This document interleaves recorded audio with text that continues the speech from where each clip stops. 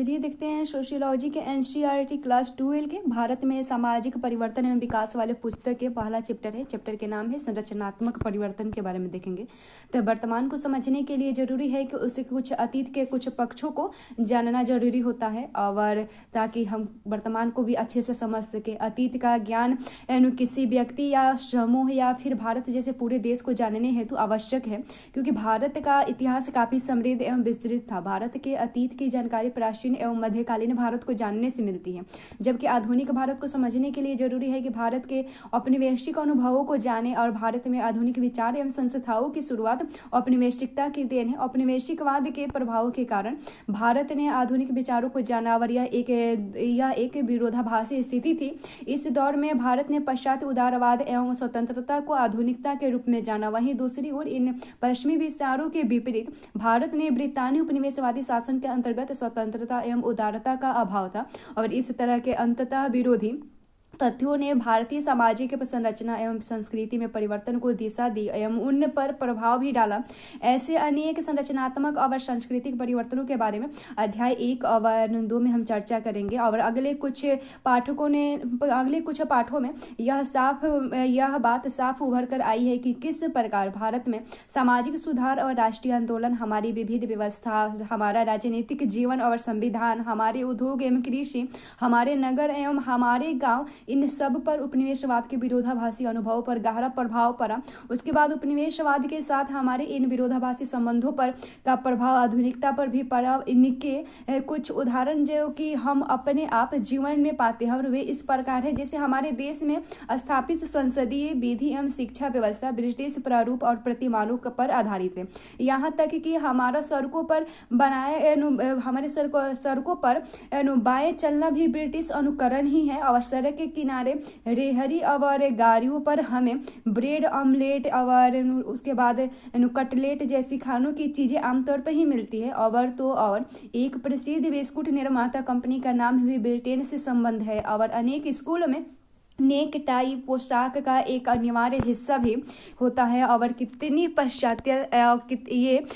पाश्चात्य है कि हमारे दैनिक जीवन में उपयोग में आने वाली इन चीज़ों में भी सब पाश्चात्य संस्कृति से। और हम प्रायः पश्चिमी की प्रशंसा करते हैं, लेकिन अक्सर विरोध भी करते हैं। और ऐसे बहुत से उदाहरण हमें अपनी रोजमर्रा की जिंदगी में देखने को मिलती है। और इन उदाहरणों से पता चलता है कि ब्रिटिश उपनिवेशवाद अब भी हमारे जीवन का एक जटिल हिस्सा बन गया है, जो निकलने का नाम ही नहीं ले रहा है। और हम अंग्रेजी भाषा का उदाहरण ले सकते हैं, जिसके बहुआयामी और विरोधात्मक प्रभाव से हम सब परिचित हैं। उपयोग में आने वाली अंग्रेजी मातृभाषा नहीं, बल्कि हम पाते हैं कि बहुत से भारतीयों ने अंग्रेजी भाषा में उत्कृष्ट साहित्य रचना की है। अंग्रेजी के ज्ञान के कारण भारत को भूमंडलीकृत अंतर्राष्ट्रीय बाजार में एक विशेष स्थान प्राप्त है। लेकिन यह भी नहीं भूलना जा सकता कि अंग्रेजी आज भी विशेषाधिकारों की द्योतक है। जिसे अंग्रेजी का ज्ञान नहीं होता, उसे रोजगार के क्षेत्र में परेशानियों का सामना करना पड़ता है। लेकिन दूसरी ओर अंग्रेजी भाषा का ज्ञान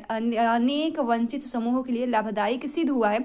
दलितों के संदर्भ में ये बातें उपयुक्त है। और परंपरागत व्यवस्था में दलितों को औपचारिक शिक्षा से वंचित रहना पड़ा था, और अंग्रेजी के ज्ञान से अब दलितों के लिए भी अवसरों के द्वार खुल गए हैं। और इस अध्याय में हमने उन अनेक संरचनात्मक परिवर्तनों का उल्लेख किया है जो उपनिवेशवाद के कारण आए।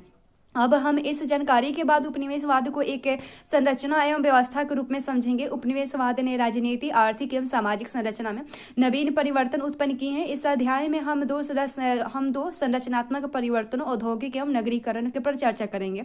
और हमारे विवेचन का मुख्य केंद्र तो विशिष्ट औपनिवेशिकतावाद होगा, पर साथ ही हम स्वतंत्र भारत में हुए विकास का भी उल्लेख करेंगे। और इन सभी संरचनात्मक परिवर्तनों के साथ सांस्कृतिक परिवर्तन भी हुए, जिनकी चर्चा हम अगले अध्याय में करेंगे। उसके बाद इन दोनों परिवर्तनों से को अलग करना बहुत कठिन है, फिर भी हम देखेंगे कि संरचनात्मक परिवर्तन की चर्चा कैसे संस्कृति परिवर्तनों को सम्मिलित किए बिना कठिन है। तो चलिए देखते हैं उपनिवेशवाद की समझ के बारे में।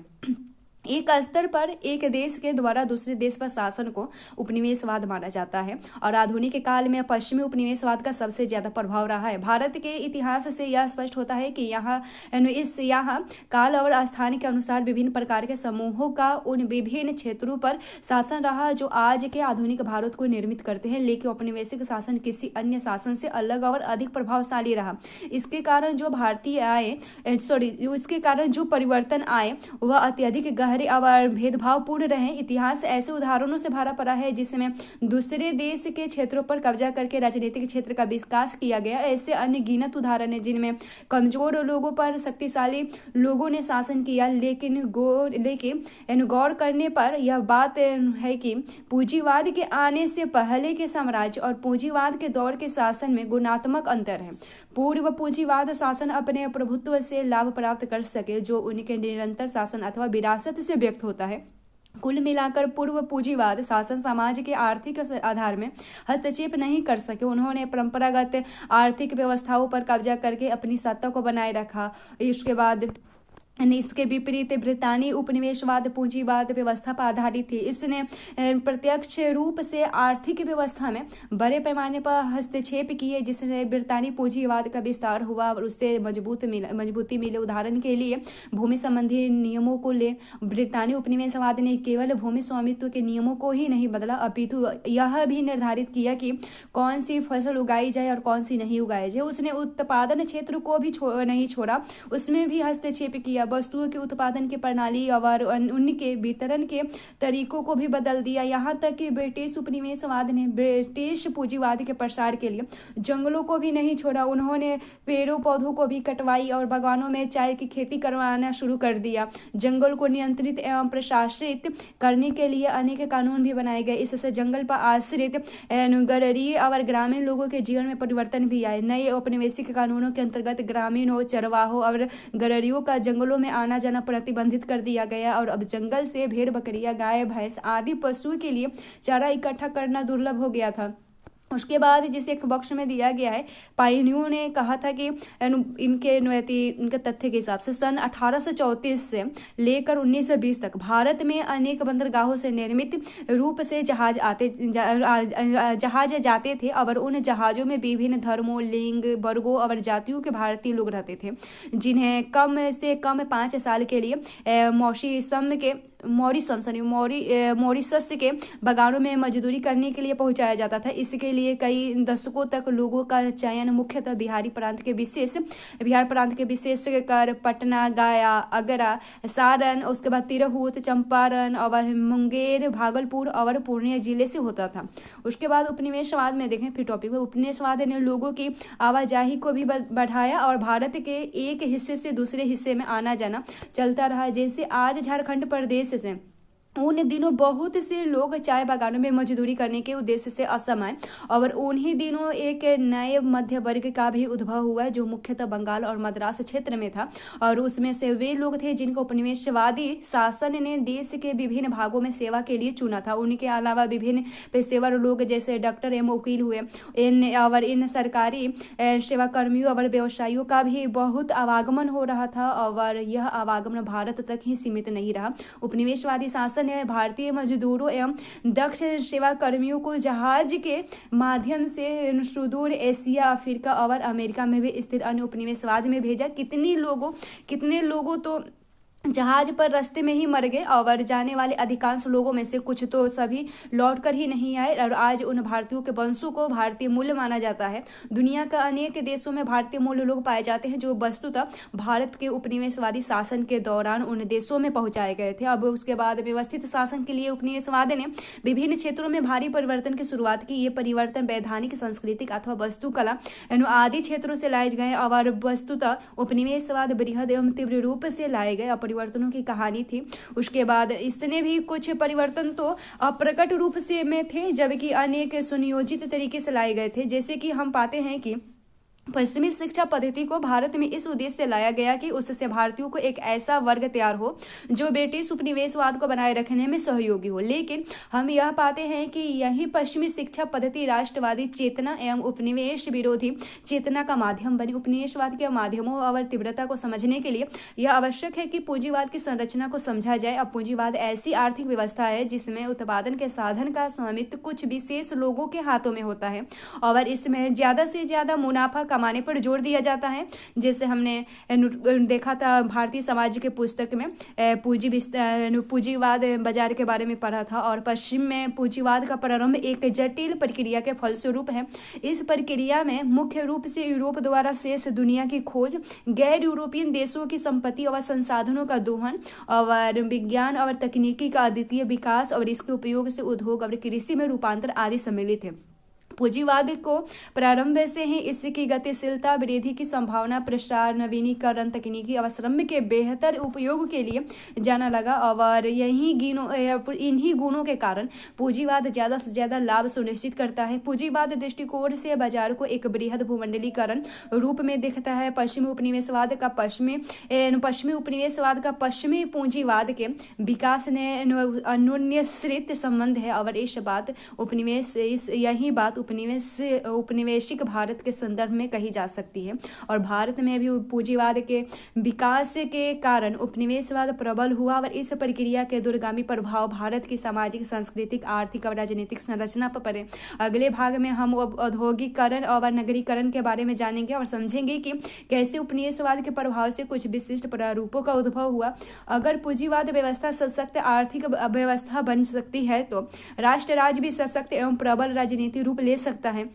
और आज यहाँ बड़ा स्वाभाविक लगता है कि हम सब राष्ट्र राज्य में रहते हैं और हमें राष्ट्रीयता यानी राष्ट्र की नागरिकता स्वाभाविक रूप से प्राप्त है। और क्या आपको पता है कि पहले विश्व युद्ध से के पूर्व अंतर्राष्ट्रीय आवागमन के लिए पासपोर्ट का अधिक चलन नहीं था। कुछ ही क्षेत्रों के लोगों के पास यह उपलब्ध था और समाजों का संगठन सामान्यतः इन आधारों पर नहीं होता था।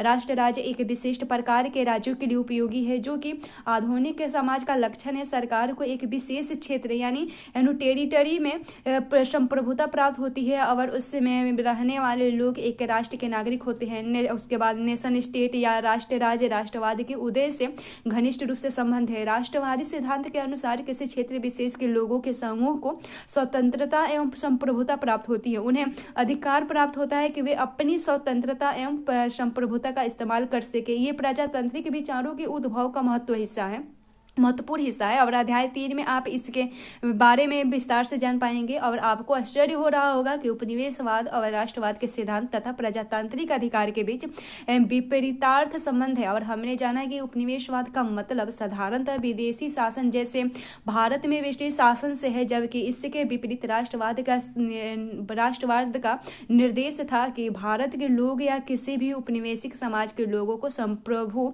होने का समान अधिकार है। भारतीय राष्ट्रवादी नेताओं ने इन विरोधाभास को सही समय पर समझा और उन लोगों ने घोषणा कर दी कि स्वाधीनता उनका जन्मसिद्ध अधिकार है और वे राजनीतिक और आर्थिक स्वाधीनता के लिए लड़े। उसके बाद नगरीकरण औद्योगिकरण में देखें तो सबसे पहले औपनिवेशिक अनुभव के बारे में देखते हैं और उसके बाद औद्योगिकरण का संबंध यांत्रिक उत्पादन के उदय से है जो शक्ति के गैर मानवीय संसाधन जैसे वाष्पन या विद्युत पर निर्भर होता है। बहुत सारी पश्चिमी समाजशास्त्री पुस्तकों में यह बताते हैं कि अति विकास परंपरागत सभ्यताओं में भी खेत या जमीन पर उत्पादन से संबंधित कार्य करने के लिए अधिकाधिक मानवों की आवश्यकता होती है। अपेक्षाकृत निम्न तकनीकी विकास की वजह से बहुत ही कम लोग कृषि के कार्य से अतिरिक्त कुछ अन्य आसान व्यवस्था कर सकते थे। इसके विपरीत औद्योगिक समाजों में ज्यादा से ज्यादा रोजगार वृत्ति में लगे लोग कारखानों, ऑफिसों और दुकानों में कार्य करते हैं।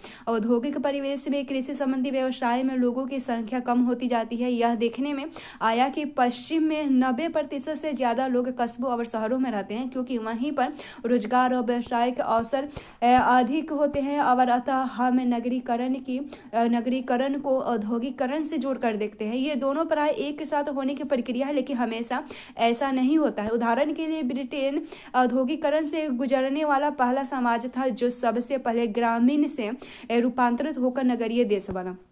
जैसे ग्रेडेंस कहते हैं कि सन 1800 में 10,000 निवासियों वाले कस्बे और शहरों में पूरी जनसंख्या के 20% लोग रहते थे। अब सन 1900 तक यह अनुपात 74% हो गया और राजधानी लंदन में सन 1800 में लगभग 1.1 करोड़ लोग रहते थे और उसके बाद 20वीं सदी के प्रारंभ तक यह आकार बढ़कर इतना हो गया कि इनकी जनसंख्या करीबन 7 करोड़ हो गई थी। लंदन उस वक्त तक दुनिया का सबसे बड़ा नगर था। वह उत्पादन, वाणिज्य और आर्थिक की सबसे बड़ा केंद्र था और यह केंद्र निरंतर फैलते हुए ब्रिटिश साम्राज्य का हृदय क्षेत्र हो गया था।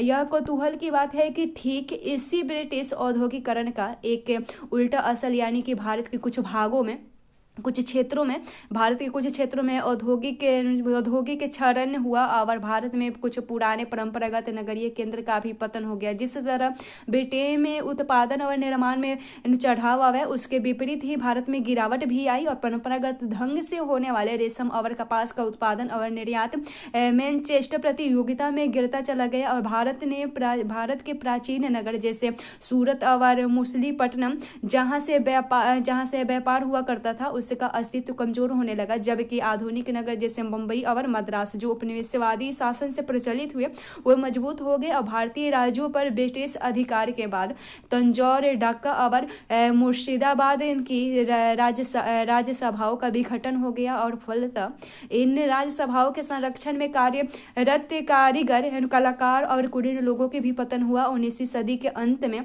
भारत के कुछ भी आधुनिक नए शहरों जहां यांत्रिक उद्योग लगाए गए थे, वो लोगों की जनसंख्या वहां बढ़ने लगी थी। उसके बाद जैसे सरकार की एक रिपोर्ट है 1883 से, तो नगरों में स्थित उत्पादनों के द्वारा बनाए गए विलासिता के सामानों, ढाका या मुर्शिदाबाद के उच्च कोटि के रेशम की मांग में दरबारों के विघटन के बाद भारी कमी हो गई और ये उत्पादन जिन बाह्य बाजारों पर निर्भर थे उनका भी कमोबेश सफाया हो गया। दूर दराज के क्षेत्रों में ग्राम शिल्प विशेषतः पूर्वी भारत के उन क्षेत्रों के अतिरिक्त जहां अंग्रेजों का प्रवेश जल्दी और सघन था, अधिक समय तक स्थिर रहे जब तक कि रेलवे के विस्तार ने उन्हें गंभीर रूप से प्रभावित नहीं किया।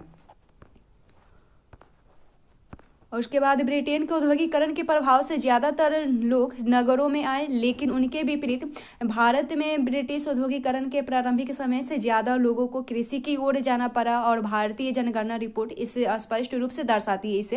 और भारत में समाजशास्त्री लेखन में उपनिवेशवाद के विरोधाभासी और अनुच्छेद परिणामों के बारे में अक्सर चर्चा की गई है। और उसके बाद पश्चिमी औद्योगिकरण और उसके परिणाम स्वरूप उभरे मध्यवर्ग की तुलना भारत में हुए और औद्योगिकरण के अनुभवों के साथ ही की जाती है। और ऐसी ही एक झलक बॉक्स में जैसे दिया गया है उसका विवरण है। निम्नलिखित तर्क से यह भी पता चलता है कि औद्योगिकरण का मतलब केवल मशीनों पर आधारित उत्पादन ही नहीं, बल्कि यह एक नए सामाजिक संबंधों के उद्भव और विकास की कहानी है। दूसरे शब्दों में यह भारतीय सामाजिक संरचना में हुए परिवर्तन के बारे में है। जैसे कि भारत की जनगणना रिपोर्ट 1911 के है कि भारत में सस्ते यूरोपीय आंकड़ों के उत्थान और बर्तनों का अबाध और तीव्र गति से आयात और पश्चिमी रूपरेखा वाले उद्योगों के भारत में ही लग जाने के बाद भारत के ग्रामीण उद्योगों का लगभग सफाया हो चुका था। खेती से हुई उपज की ऊंची कीमत को देखते हुए ग्रामीण कारीगरों ने अपने वंशानुगत व्यवसाय को छोड़ दिए थे और खेती करना शुरू कर दिए थे। ग्रामीण संगठनों और कारोबारों का विघटन हुआ, प्रत्येक क्षेत्र में अलग अलग गति से हुआ था और विकसित प्रांतों में यह परिवर्तन ज्यादा स्पष्ट रूप से दिखाई दे रहा था। फिर एक बॉक्स में है कि ईस्ट इंडिया मुखर्जी एक समाजशास्त्री, उनका नाम है मुखर्जी, उन्होंने रिपोर्ट दिया था कि ईस्ट इंडिया कंपनी और बाद में ब्रिटिश शासन ने जो भारत में थे तो उस शासन ने भारत को बदले में जो दिया था वह था, ईस्ट इंडिया कंपनी ने भारत को जो दिया था उसके बदले में भू स्वामित्व और अंग्रेजी में शिक्षा की सुविधा दी थी। और उसके कुछ तथ्य यह साबित हुए कि जो विकल्प दिए गए थे वे मध्य वर्ग का गठन करने के लिए समुचित नहीं थे। और यह पहला तथ्य है कि प्रारंभ में इसका कृषि से हुई उपज से कोई लेन देन नहीं था और दूसरा भारत की संस्कृति परंपरा से कोई संबंध नहीं था। और हम अच्छी तरह से जानते हैं कि जमींदार जमीन के परजीवी हो गए और शिक्षित स्नातक बस नौकरी ढूंढने में लग गए थे।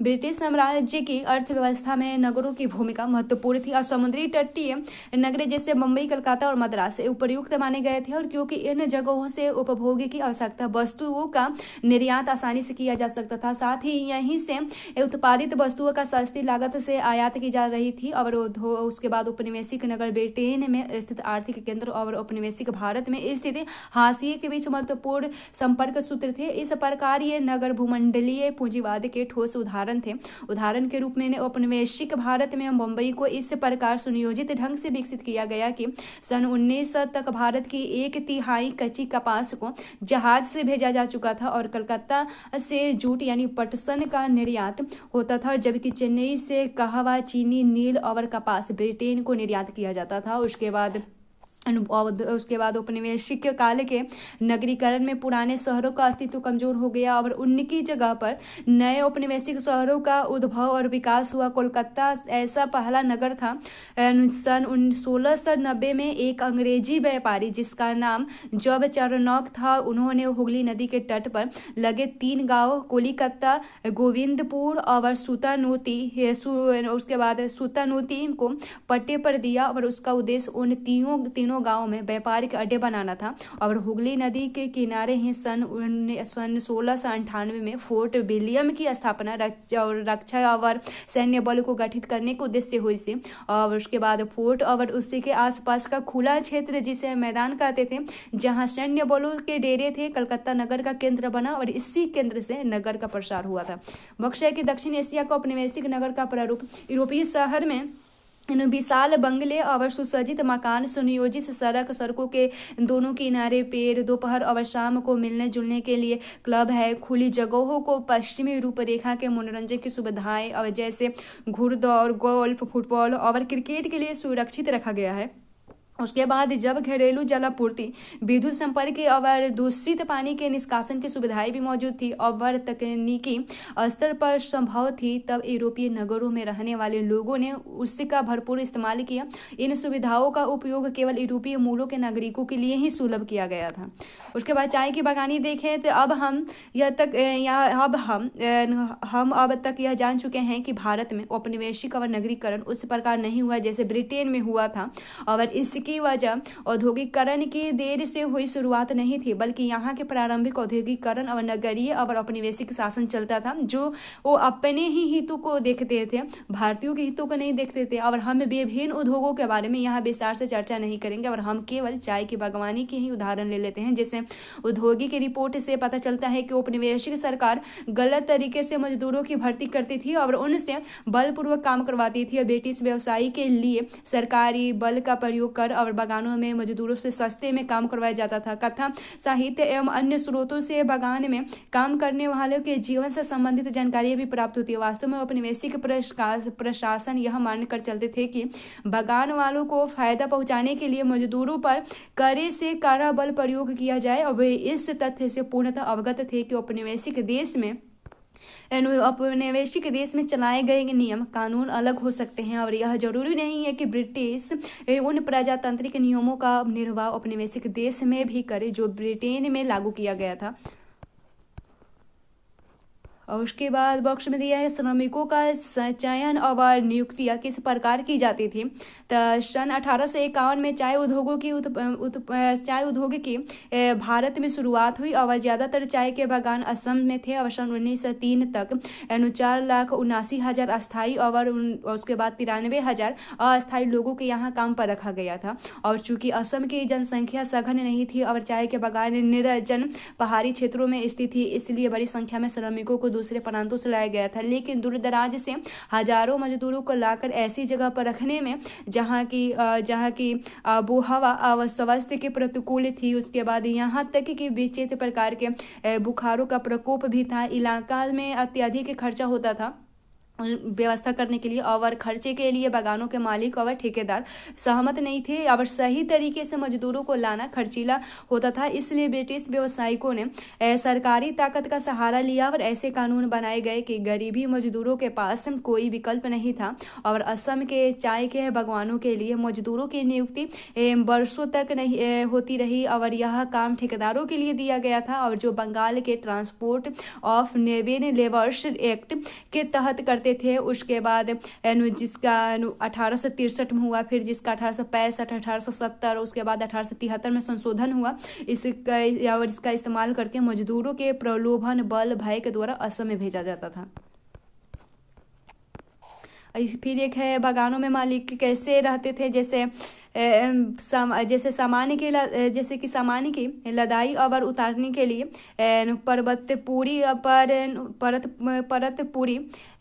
पर्वतपुरी एक अहम जगह थी जब कि भाप छोड़ने वाली पानी के स्टीम किनारे से लगते हैं और आसपास के बागानों के मालिक अंग्रेजी और उनकी मेम जहाज़ों से उतरते थे। वैसे तो उनके बगीचे दूर दराज थे और उन्हें एकांत में ही रहना पड़ता था, लेकिन उनकी जीवन शैली में भोग विलास की चमक भरपूर थी और उनके विलास बंगले मजबूत लकड़ी के पट्टों पर स्थित थी और घिरे हुए थे ताकि जंगली जानवर वहां तक ना पहुंच सके। और राजसी बंगालों के चारों ओर मखमली बाग थे, उसके बाद जिनकी रौन में रंग बिरंगे फूलों की कतार थी और उन गोरे साहबों ने कितने स्थानीय लोगों को विशेष ट्रेनिंग देकर बेहतर सेवा देने का लायक बनाया था। और माली बावर्ची और घरेलू कामकाज करने वाले नौकरों की कैफियत देखते बनती थी और नौकरों की सेवा की वजह से उन विशाल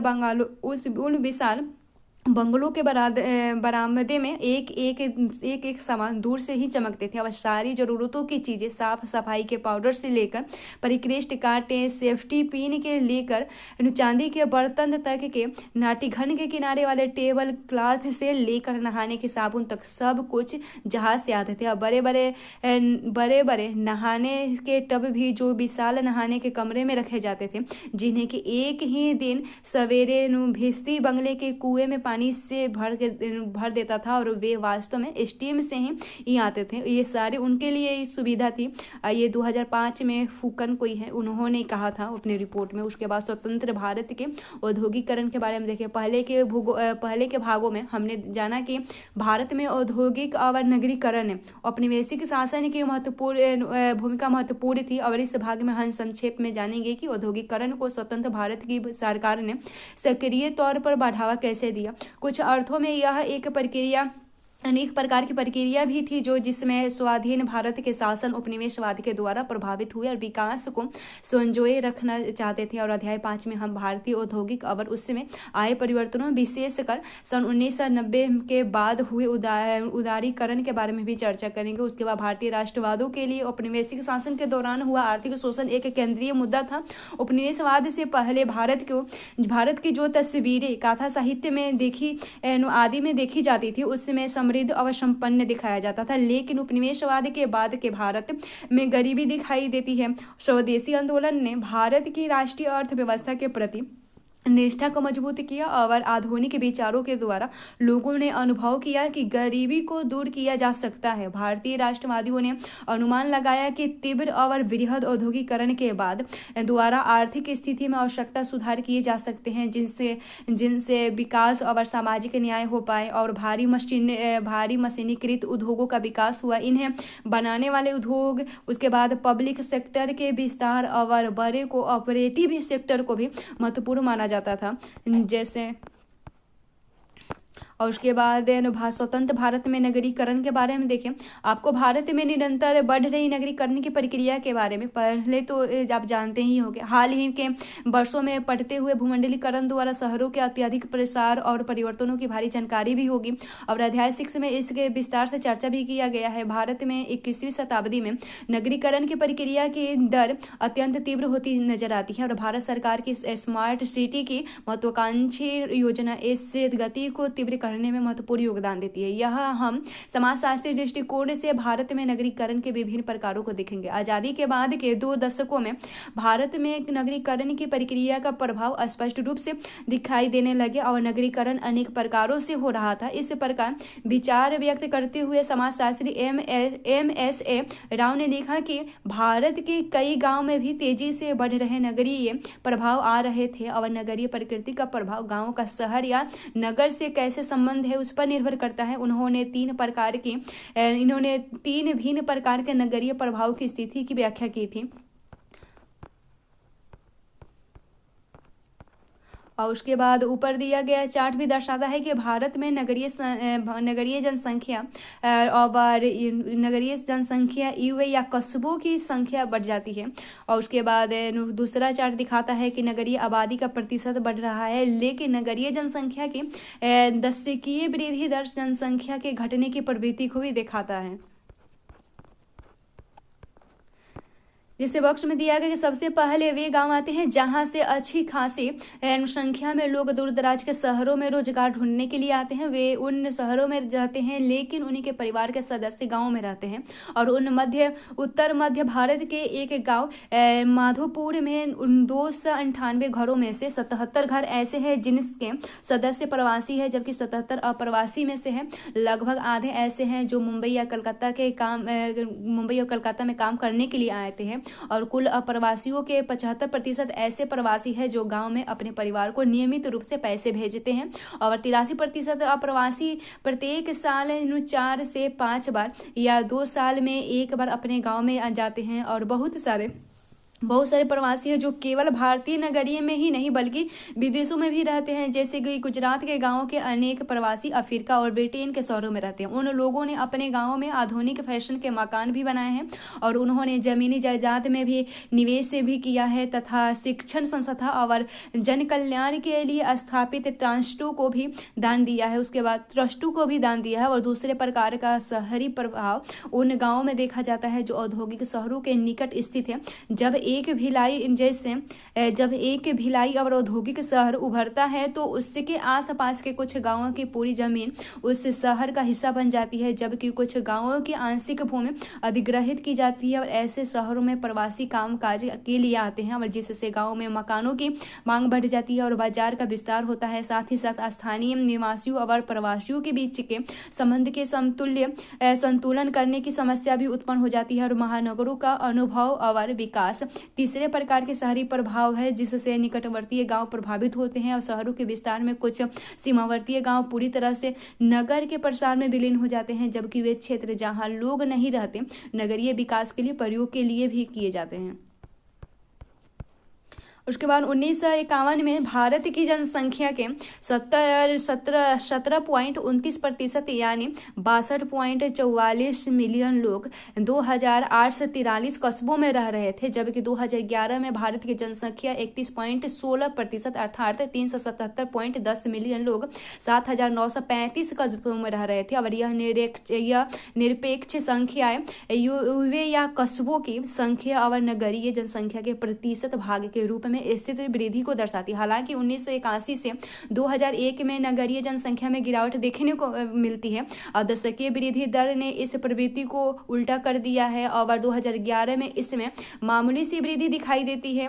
और 1951 में नगरीय आबादी की दशकीय वृद्धि दर 41.42 थी और 2011 में यह 31.80 थी। आबादी के बाद की पहली बार निरपेक्ष रूप से नगरीय क्षेत्रों की जनसंख्या में ग्रामीण क्षेत्रों की अपेक्षा अधिक वृद्धि देखने को मिलती है, जो कि ग्रामीण क्षेत्रों की वृद्धि दर में तेजी से आई गिरावट और नगरीय क्षेत्रों में वृद्धि दर में लगभग समान रहने की ये भी कारण हुई है। निष्कर्ष के तौर पर देखें तो आपको यह तो स्पष्ट लग रहा होगा कि उपनिवेशवाद केवल इतिहास का विषय ही नहीं बल्कि आज भी हमारे दैनिक जीवन में जटिल रूप से भी मौजूद है। इस अध्याय में यह प्रकट होता है कि औद्योगिकरण और नगरीकरण का मतलब केवल उत्पादन व्यवस्था, तकनीकी नवीनीकरण, आबादी की सघनता की ही नहीं, इसके अलावा यह हमारे जीवन का एक अंतरंग हिस्सा है। और आप स्वतंत्र भारत में औद्योगिकरण और शहरीकरण के बारे में और विस्तार से भी हम पढ़ेंगे, जो उसने भारत को भी प्रभावित किया, भारत के हर कोने को भी प्रभावित किया था।